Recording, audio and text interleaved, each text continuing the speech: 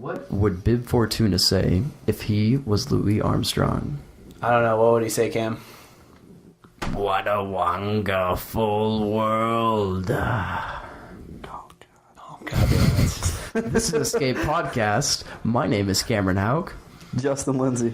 And I'm Zach Fielder. And so how we would like to start off every episode is we want to do a little bit of news segment on what pertains to today's topic. And today's topic is the beloved common interest, Star Wars. Gotta love it. Star Wars is the best. So we're going to hand off to our boy Justin. He has some news today.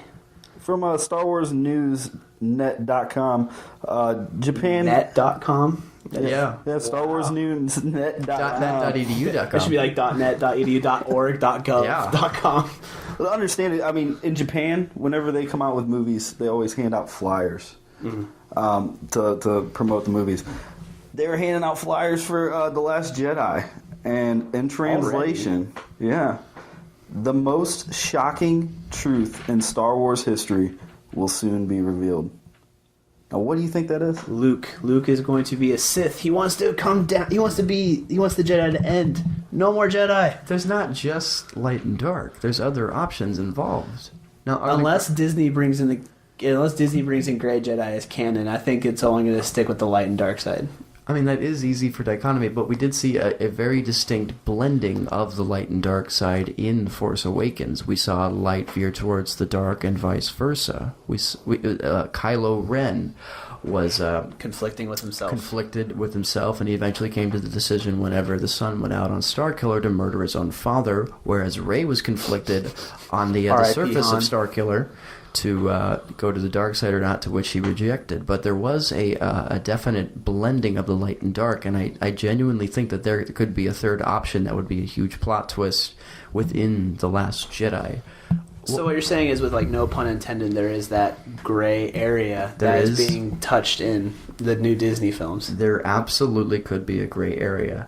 Now, what I believe to be a really good plot twist would be on par with the whole Vader Father Skywalker plot twist, which is that the revealage of Rey's parentage, which is confirmed by Daisy Ridley, that we will know who her parents are at the end of The Last Jedi. I mean, she said we should already know. She said it was super obvious from The Force Awakens. But we've also had this discussion before, whereas it's 2v1.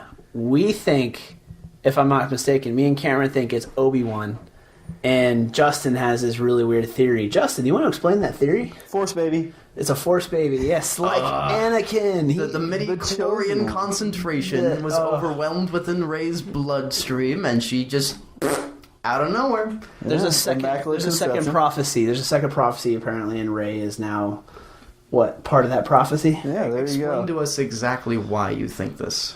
Why? Because it'd be awesome. Well, you got a little bit more reasoning. I mean, the chosen one is Anakin, obviously. Luke. The only thing they knew is the name of the Skywalker. They didn't know which Skywalker. It was Anakin. Anyway. The chosen one within the prequels was Anakin Skywalker. Yeah, within the prequels, but then they realized, oh no, he wasn't the chosen one to bring peace to the Force. He instead destroyed everyone's killed children. Until Return of the Jedi, where he actually effectively dismantled the Empire and destroyed the Emperor. Yes. He was the chosen one at the end of the saga. So, with Anakin gone, with Darth Vader gone, there's got to be another chosen one. I mean, there doesn't always have to be a prophecy. Why? Why would there have to be another? Because there's got to be balance to the Force. That's not how that works. That's not how the Force works. But honestly, that's what I think, yeah. Anakin's gone. There has to be a chosen one. So, and that automatically makes her a Force baby. That's a big of a jump. It doesn't automatically make her. That's what my theory is. Why would you jump to that conclusion? It would be literally anything else other than just, and by the way, she... Why would you jump to the Obi conclusion? Because he was in a clip Here's why. Her Force vision? Because Daisy Ridley made it very certain that you can easily detect her parentage within The Force Awakens, and twice within the Force vision, which is our best gap and leap into the next films, we hear not only one but two Obi-Wan Kenobis. One of Alec Guinness, cut to say from "Do not be afraid" to R2 in Star Wars 77 to Rey. So we have Alec Guinness talking to Rey. Cameron refers to A New Hope is not as A New Hope. It's plain Star Wars, and it's the year that has been made. That is exactly what people called it. Just for you guys That's to know. That's what we should call it. Even though, yeah. All right, so... And then we also have Ewan McGregor saying... what does he say? I don't remember. You remember in The Force Vision? No. I know he doesn't say breathe. You were the just breathe. chosen one. Yeah, he doesn't say that. He says, I don't remember, but Ewan McGregor was called in to record for The Force Awakens to say quotes for it. And I believe if there is substantial reasoning why Obi was even mentioned in this film, he should have some clearance into it. Didn't Obi have ties to the saber that gave her the Force visions, too? Or am I mistaken? I mean, Obi held on to it for 20 years or something, but it was made by Anakin and then passed on to Luke through Obi. I honestly don't think that that's the reveal that they're talking about, because that is not the most shocking. I know, it's really not. I mean... But a Force baby is the most extreme and just out there. I mean... I'm just saying that her... If we're going to go shocking, there's two things. Maybe her parentage, or maybe she goes to the dark side. I would love to see Rey to go to the dark side and then come back to the light in 9. That would be an incredible saga.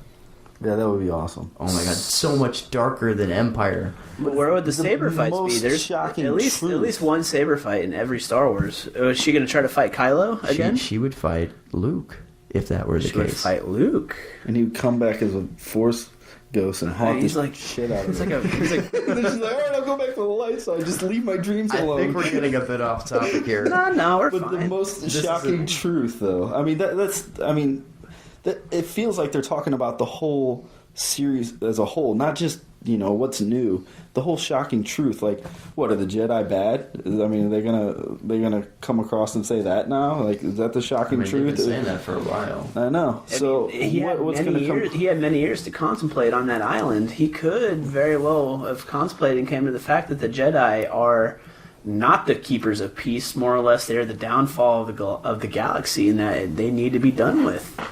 Yeah. So, as you guys can tell, we all love Star Wars. This has just been a random tangent that can give you... Spawned from this little news article of there being a major plot twist within Last Jedi. So now, I guess the big question is, we'll start. Cameron, what got you into Star Wars, and why do you love it so much? Well, if we want to go back...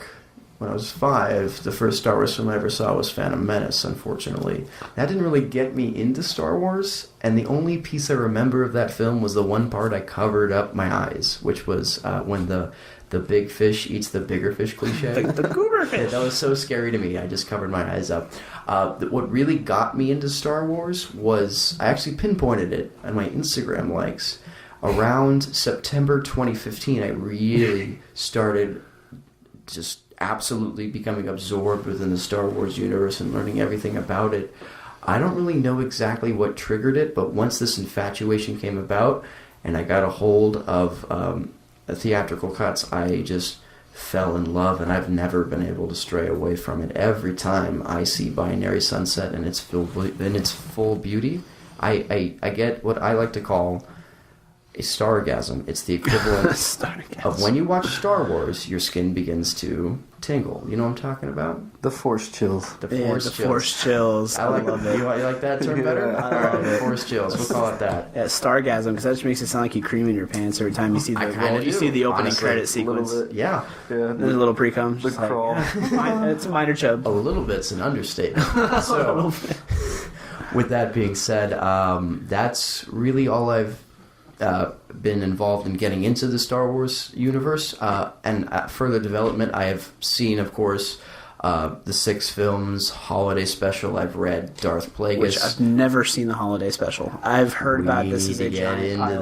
This is the giant pile of shit. Oh, it's. Here's the thing: there are bad films, Phantom Menace, and there are films that are so bad. Attack of the Clones. You gotta say Attack of the Clones are worse than Phantom Menace. You're really putting Attack of the Clones underneath or above Phantom Menace. I am. I would any day. Yeah. You would? Yeah. Phantom Menace is really bad. Attack of the Clones was a giant pile of I shit. want to see little Vader. I mean, oh my god. Now this is pod racing. Yippee! So you dive deep into it, though. Once you fell in love, you dived deep. I have this tendency of deliberately and intentionally getting overwhelmingly obsessed with one particular topic for either short bursts or prolonged periods of time, and this just happens to be this one thing. Lo and behold, a few years later, we start a podcast up, and I feel like we're going places with this. Indeed. What about you, Justin? 97. Oh, yeah. Re-releases. Theatrical release? The re-releases. Yeah, the theatrical release. Fucking shit show. That's what got you into Star Wars. Yeah, my father took me, I think it was January 97.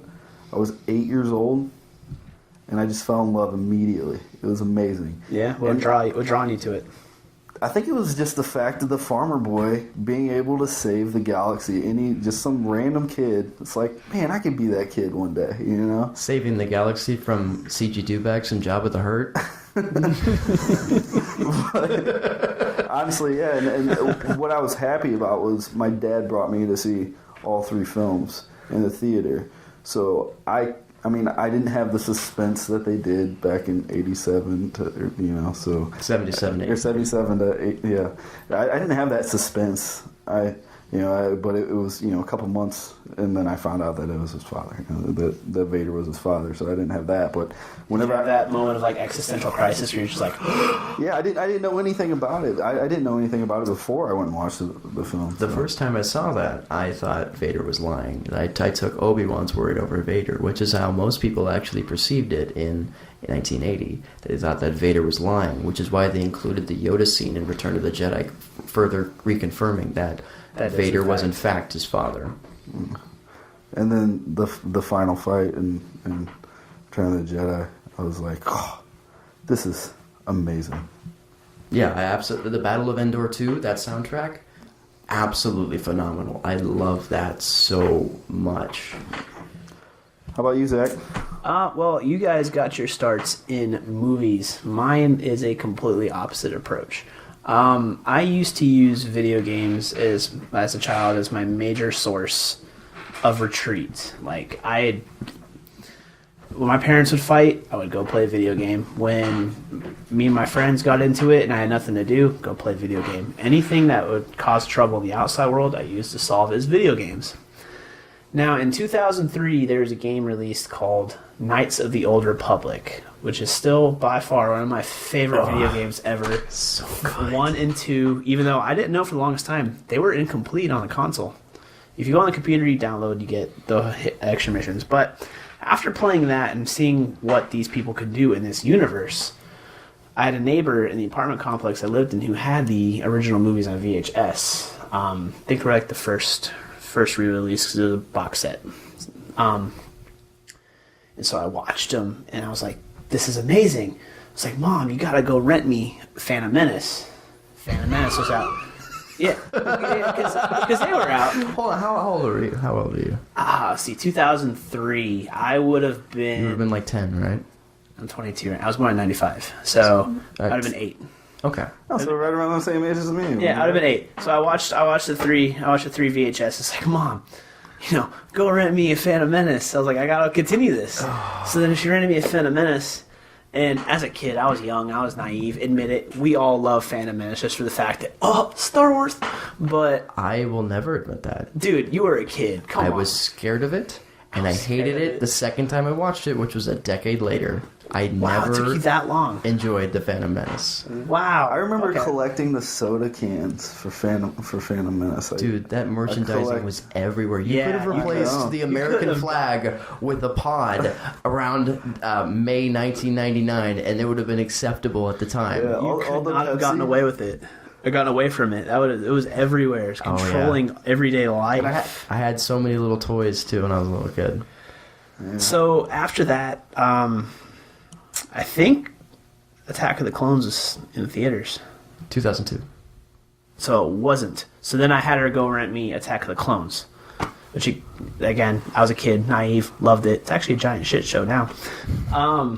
It always was, but... Dude, as a kid, I was naive, and I was just like, oh, big fight. Look at all the Jedi fighting these bugs. Ooh, look at Yoda jumping around like a little frog. Oh, that's my God. that was so cool. Dooku's his apprentice? What? Yeah, dude, I was a naive little kid. I'm not gonna lie. Laugh at me all you want. I was naive. And then we went and saw Revenge of the Sith in theaters. That was somewhat Somewhat good. It was somewhat good, which would actually derive me into my next question. Cameron, what's your favorite saber fight? I think my favorite saber fight has to be Han Solo versus the Tauntaun. Excellent execution, wonderful character development. I think that has single-handedly. I'm fucking kidding with you. Oh, so it shows Han's heroic abilities. That he's not. You guys sound still bad on the outside. He's not selfish. He's thought about saving Luke. Cloud City. Cloud City is by far the single greatest lightsaber battle. Not only are you in anticipation on whether or not Luke is going to die at the hands of Vader. Yeah, because he was just like hammered. He was getting hammered away by Vader. Like it looked like Vader was just swinging a sledgehammer. Oh my god, it was the scary. Empire did in fact strike back. Fuck those two fish. The hammer swings were scary, dude. And essentially, you were at the helms of this, and not only did you care tremendously for Luke because of Star Wars 77, you're now at the edge of your seat, and you began to see the first humanization of Vader and some sort of compassion that would later be extrapolated upon Return of the Jedi. He showed some mercy, and he revealed... not a whole lot, because he was still hammering away at his own child. You see a lot more in Jedi. I can't call it that anymore. So, and at the very end of this whole thing, when you're on the edge of your seat, at the very point, Vader reveals to Luke that he's his father, and that is by far the defining reason why Cloud City is the greatest lightsaber battle so far. Justin, what do you think, bud? What's your opinion? Definitely the fight on Jedi. I gotta give it credit. That's my number 2. Yeah, I mean, Cloud City's my number 2. So, but Jedi, I mean, just the fact that Vader fulfills the prophecy. I mean, it's leading up to. I mean, in Luke, he's a Jedi. You know, you see him in Empire, and he's not a Jedi. He's not a Jedi yet. He is weak. He is weak. You see him become almost master, almost like he's now one with himself. He's calm. He's collected. Oh man, like how he handled himself on Jabba's ship before he got dropped in the Sarlacc pit. He held himself with such poise, like that is a Jedi now. Yeah, absolutely. There's a lot of like choreographing going on. But so that definitely Jedi. Definitely. Yes. See, I know I just ragged on all the prequels, but I still got to give my favorite saber fight to Obi-Wan and Anakin on Mustafar.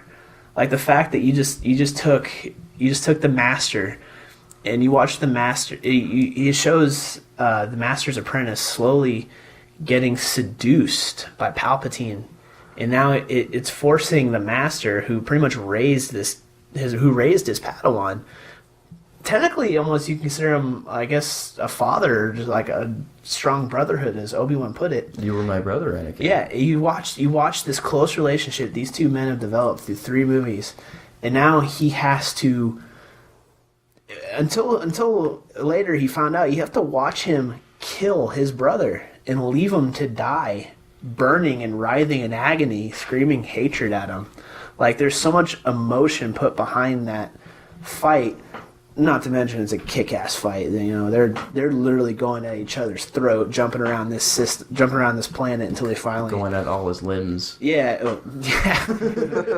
I think the one part that did kind of kill the fight is I have the higher ground. That line could have been done without, but just the fact that all that raw emotion got put into the fight, and you're putting brother v brother, master versus apprentice to the death. Fun fact for you, Lucas actually did a shit job of writing that scene. And Ewan McGregor straight out said, no, I'm not saying that. I'm going to say my own thing.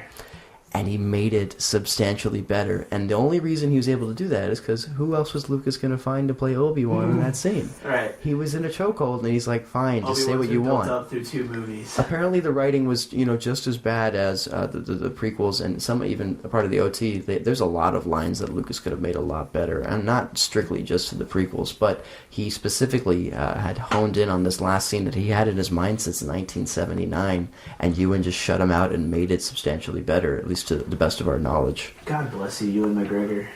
We love you for it. All right, now So we got to give credit though. This isn't a lightsaber battle, but is by far my favorite scene of Star Wars, which is the newly released hallway scene from Rogue One. Oh my god. Holy shit, was that I've not good? seen this.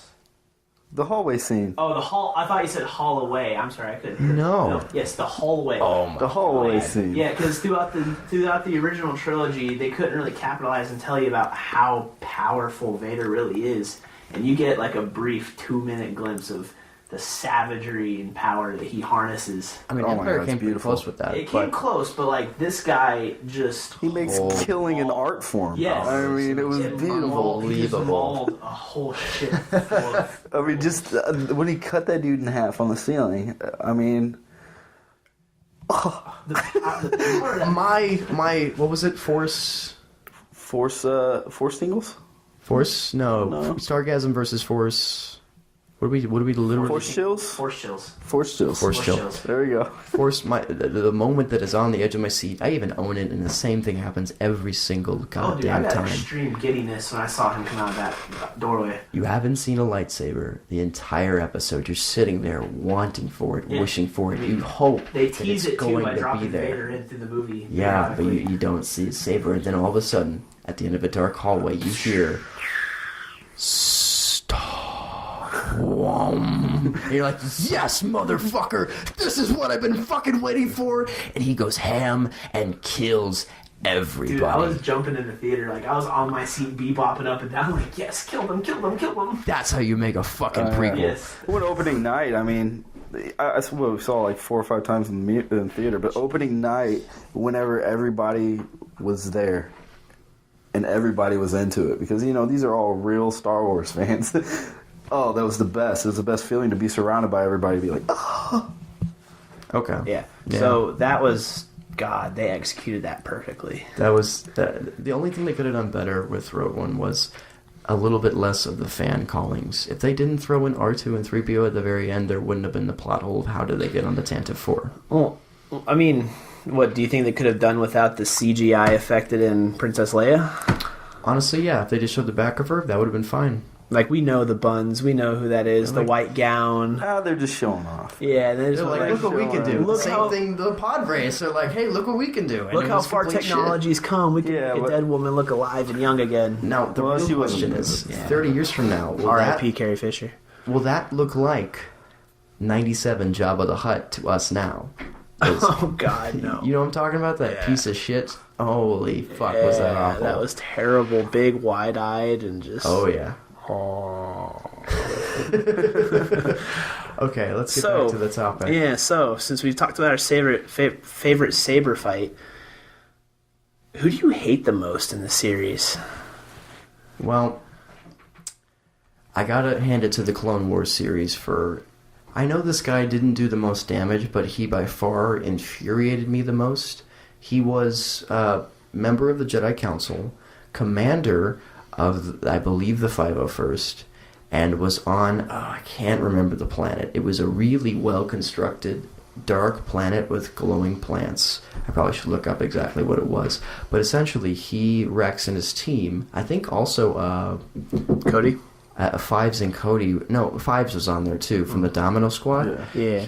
They were on the planet attempting to overtake the enemy... I guess you can call it a team, the enemy. And essentially what he did was he claimed that, the enemy dressed in clone suits and you need to shoot down the ones that are on the opposite side. And what this man had done, I wouldn't call him man, what this Jedi had done was he actually turned the clones against them, almost caused them to literally exterminate each other, and then the clones arrested him for treason, to which this Jedi Pong Krell. For those of you who don't know, look him up. But he's a big, fat, paunchy dude who dual wields double-bladed lightsabers. Lightsaber pikes, I think. Light pikes? Pikes, yeah. And he just rips on the clones, beheading them, and it is the most infuriating thing because you genuinely care for the clones in the Clone Wars. Nothing like you could possibly if you want to do see in the this prequels. happen, it's in the Clone Wars cartoon, by the way. It is an amazing arc, and it is fantastic, and I can only watch it once because I'm so unbelievably infuriated by Pong Krell, but it is written so well that I keep wanting to come back to it, but can never muster up the courage to do it. See, for me... Joffrey, man. It's like, that's what he's like. He's like... he's the villain that you love to hate. Joffrey. You know? Yeah. Game of Thrones. Yeah, you don't watch Game of Thrones, but Joffrey is this little shit that you can see yourself wringing his neck, and it's great. Oh, but, I'm sure it's glorious. Oh, it is. He's a piece of shit. So, but for me, I mean, I have to stay with the Clone Wars era too, and I might catch some backlash for this, but I honestly did not like Mace Windu. Like, you know, we all know Yoda leads the Jedi Council. Like, he's the wisest, he's the oldest, he's the most experienced. But every time Anakin steps into the room, it's like Mace just thinks he has to take charge and just, like, be an assertive asshole towards Anakin. Like, tell him what to do. Like, just every time Anakin wanted to say something, Mace would drag him down and just, like, tell him no. It's just like, stop talking. I love Samuel L. Jackson as an actor. They could have done without that character, though. I don't like him. I was kind of glad to watch him die, to be honest. I was really happy. But he could be the strongest physical Jedi there can be. I don't care. He was just a contradictive asshole. Well, but he was a Jedi commander. What's wrong with the Jedi commanding if he's a commander? Not all Jedi command. We'll get to that. Not all Jedi commanders are like him. As in my favorite character. Elaborate. I don't know. He just didn't look like he could. How he presented himself, does not look like a person who would lead well. More like command. Just because he's black? No, not because he's black. But because he's Samuel L. He just looks like the type of person who would command, not lead, more or less. And like, if someone, he would not accept failure. He would. I want to say not go as far as long lines as what your guy did, but it looked like he would be pretty ruthless to the clones. Because there were a couple Jedi who were not nice to the clones. I don't think Mace ever showed any animosity towards the clones. In fact, he never had many interactions with the clones unless you go to the Clone Wars. Clone Wars, I think there was one instance when I think it was Fives went rogue about discovering the chip that caused the execution of Order 66 to become prematurely planned. To which I think Mace Windu and Anakin met up with him in the form of a peace agreement. So there was some transaction between the clones and Mace. I don't know. I just didn't like how he presented himself, really. How Lucas made him present himself, I guess. Lucas did a lot of poor decisions. Yeah. So what about you, Justin? Who do you hate the most? First off, you'll be happy to hear that Marvel's coming out with a Mace Windu. They're making a Mace Windu comic. I saw. I may. Coming out in August. I'll read that just to see if it's like it could change my mind. But as far as the movies showed me, I don't like them. Okay. So I was gonna say Dooku, but then I was just thinking Grievous. What a fucking piece of shit. I gotta hand it to you. He's a dick. Never in the entire Clone Wars series does he ever win one battle. He's such a pussy. He always runs away like a little bitch. How did he even acquire 4 lightsabers if he can't win one? With 4 lightsabers?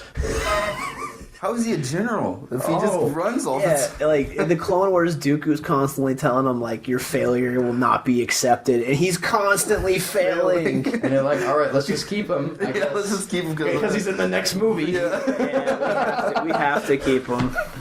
Oh god, yeah. So I think it's worth mentioning to all of our listeners that we, by de facto statement, did not mention Jar Jar Binks because it's all a general agreement. It's implied that 99% of all people hate is existence, along with all of us. Are we all in agreement? That's definitely an agreement. Yeah, okay. Definitely. So we're getting more into the controversial stuff that adds debate and fun and conversation to the podcast itself. Yeah.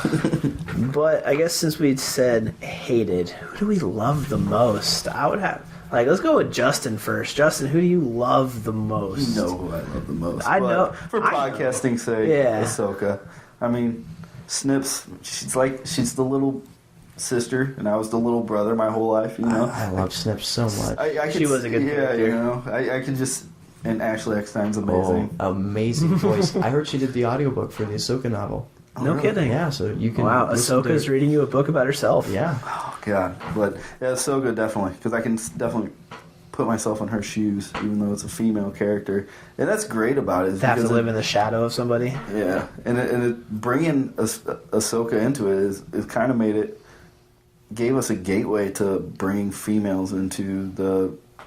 It wasn't... I mean, people were getting made fun of at school for carrying... was it that little Star Wars girl? She was carrying a Clone Wars water bottle, I believe it was. And she was getting made fun of at school. And that was kind of like the first step into bringing females. It's okay to like Star Wars, is Ahsoka. I think the first step for females to like Star Wars was Leia. Not really. Really. You didn't see Slave Ahsoka. You know, I mean, it was definitely... You know, That was Carrie Fisher's choice to dress up in a bikini. yeah, I'm just saying. Boy, do we thank her. I loved it. Apparently, whenever they were filming, if you just got the wrong angle, you would get an eyeful. So a little tidbit for you there. Man. Well, I mean, I have a daughter, so... And I'm trying to bring her into Star Wars. She's got her Ahsoka. array. Show her Snips. Yeah, of I hope course. they make an anthology about Ahsoka. I would love that. I would love it too. So yeah, to bridge the gap between Order 66 and where she went afterwards. I think at the end of Rebels, at least season 3, when she disappears after the fight with Vader. That's all we really know. I mean, disappears, killed. You can clearly see her walking away with her saber. She's not fucking dead. Yeah. But what happened in between that time? How'd she get more powerful after her leadership, after her mentor? After she left the Jedi Order, Yeah. There's the novel. There's the young Ahsoka, the Ahsoka novel. I haven't read it. Yeah, I've listened to parts. Have you read it, Justin? No, but I heard it's amazing. Yeah, we should get into that. Just read the book and get Well, in. we are going to be doing an EU. Yeah. Yeah, be looking forward to that. EU stuff, Extended Universe will be coming. We will read books or graphic novels and then talk about discussion, see what we like about it, what we don't like about it, and How it plays into the future of Star Wars, Yeah. whether we might see some of the stuff come back in the new films. Yeah, because some of the EU stuff that they talked about is already not going to be existing with what they did with The Force Awakens, but it's a nice little like sub-universe to look into. Especially if it's before the era that is currently viewed at. So if we're going before Phantom Menace, it's a great time to pick like 7,000 BBY. Holy crap! Should we read a lot of legends like that? Darth Bane, Swords of Sign, Darth Plagueis. Oh god, Darth Bane is awesome. Oh man. Anyway, so I guess our plan is that once every month we will finish our book collectively, and you are more than welcome to read along with us as a helpful Or viewer. give suggestions. We would take some suggestions. Yeah, anything. And we will read this book and give reviews and show our perspectives and debate upon it for a specified period of time per month for every 4 episodes. So, Cameron, Yeah. favorite character?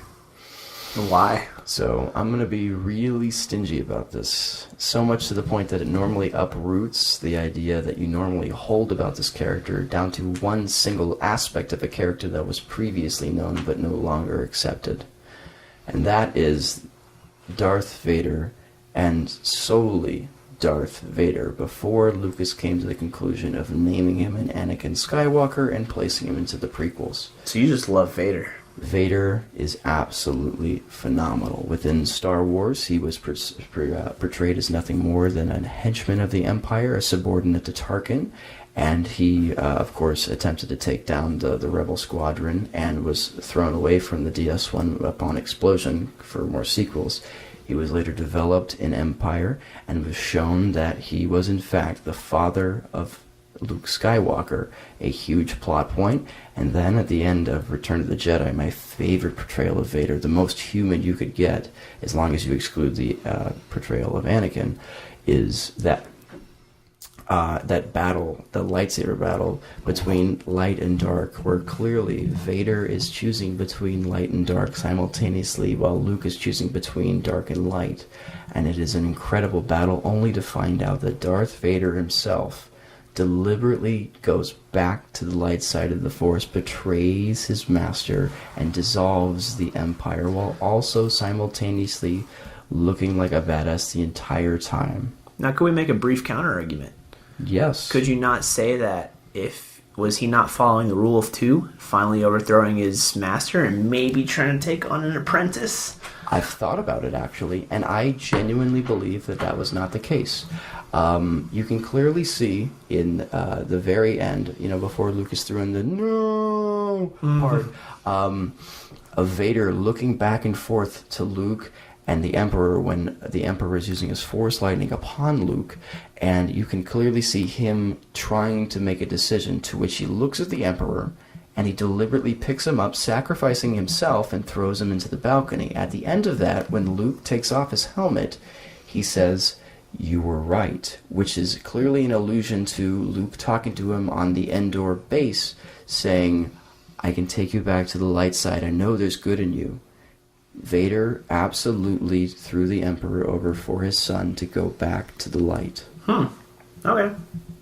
Fair enough. I like it. Yeah. So I guess that leaves me. Yeah, what's your favorite character, buddy? Plo Koon. Plo Koon. No mention in the prequels, no lines. The only mention in the prequels is that he got shot down when Order 66. But his name was never said. No, his name was never said. Oh, and there's this one guy you don't care about until this entire TV series a decade later comes along. which is where I give some credit to Attack of the Clones. Attack of the Clones may have been a terrible movie, but it opens up this huge, extensive backstory of the different Jedi within the Jedi Order that gives you more history of the people you watched fight and die. Like, you could see some of them fighting in the Battle of Geonosis. But then they gave them their own little arc within the show, tell you more about them. Yeah. So that I give Attack of the Clones that. It opens up to something a lot bigger. Well, you realize that the reason there were so many Jedi in the Battle of Geonosis and all these characters that weren't really too developed but super ubiquitous was solely for merchandising. Oh, yeah. They wanted more products to sell to children. They wanted a Shaak Ti. They wanted a Luminara Unduli.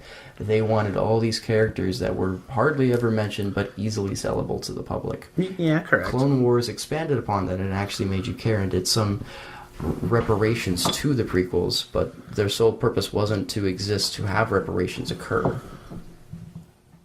If that's a way you want to look at it, I don't know if you agree with that or not. You got a point. It was for solely it could have been a huge merchandising play. The prequels were huge. That's where like 2/3 of their income came from, was merchandising. But I don't know, Plo Koon.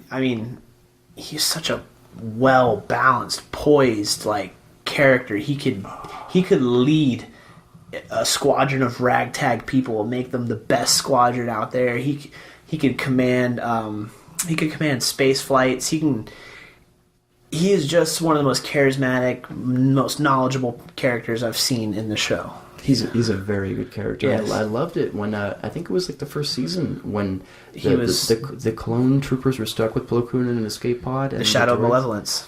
Yeah, and then the droids. I guess you just watched it. The droids just tried cracking him open, and I think, how did he save the day? Do you remember? He eventually went out of the ship. He took a couple clones and put on their respirators, got out of the ship, and was fending off the droids, make sure they didn't collapse, because him and Snips have their link because he saved Snips. So he was kind of communicating her through the Force to let them know that they're still alive. Okay, that's right. I remember that. Yeah. It's been a while since I've seen that. Yeah, but you need to watch it before it leaves Netflix in June. So before we end this, let's just give a quick spurt. Your favorite character's on the dark side. Ours are on the light side. Who's your favorite light side character? Favorite light side character, right on the spot here. I'd probably have to say Salacious B. Crumb. You know, the little what's his name? The lizard monkey, who is a jester to Jabba the Hutt, who goes. Yeah. You know, that guy's probably my favorite light side character. Okay. Favorite dark side? Maul. I gotta give it to Maul too. I'm right there. Darth Maul's the man. Maul is really cool. Darth Maul's the man. He's one of those characters where there's not really too much character development needed because they just look so goddamn badass. Oh, and if you want to know more about it, I mean, they touch about it in Clone Wars. They touch on it in Rebels. Yeah.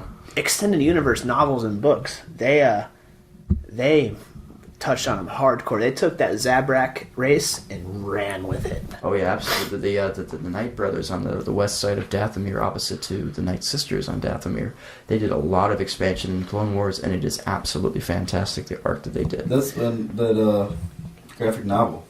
What's the graphic novel that? The one that came out in February. It tells the story of Maul before Phantom Menace. Before he got picked up by Palpatine. Yeah, I think Palpatine picked him up before that. Well, that was dictated in Darth Plagueis, which probably will overwrite it, but still a good book worth reading. No, I'm talking about the other one that you're.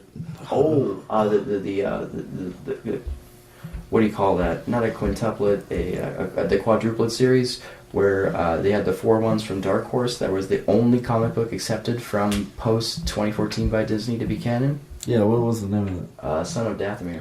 Son of Dathomir. Okay, yeah. That's definitely one that we're probably gonna have to touch on. We should talk about that. Unlimited has that. Yeah, it does. Okay. So Homework. Password. Yeah, there you go. Yeah. Okay. Well, I guess that just about does the time for us. So if you guys like this, please show love and support. We need all the followers on Twitter. We need all the followers on Instagram. We need people to show that they like what we're doing. They like us. Because we love you guys. Yeah, we love anyone who loves Star Wars or anything nerdy, fantasy related. Yeah. You are our people, and we want to speak to our people. So, with that being said, we actually have live streams at the end of every episode, regularly scheduled weekly at around 2 UTC. And tune in on either Instagram or Twitter, and we'll be able to answer your questions live on the spot. Yeah. What should we next week's topic?